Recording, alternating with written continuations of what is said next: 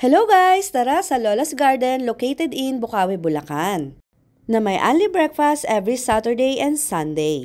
Meron silang kape, champurado, fresh na gatas ng kalabaw, kesong puti, sinangag, pandesal, kamote, banana, dilis, tuyo, mga gulay, meron ding pansit, paksiw, merong bangus, hotdog, tosino at longganisa.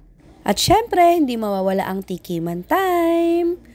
Kumuha ako ng talong, sinangag, hotdog, fried okoy, daing na bangus, at tosino. Kaya guys, kung naghahanap kayo ng only breakfast, sugod na dito sa Lola's Garden, malapit sa Philippine Arena. 159 pesos lang, sulit na sulit. At talaga namang masarap ang mga pagkain at marami ka pang pagpipilian.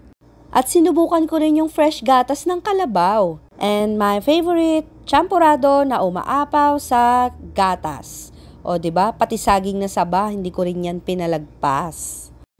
Kaya talaga namang busog-lusog kami ni partner. O ayan, tignan niyo yung mga kinain namin. O 'di ba? Ang sarap talaga.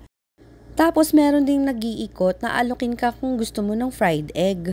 At syempre, hindi mawawala ang selfie. O siya, sige, paalam. Salamat sa panonood nyo.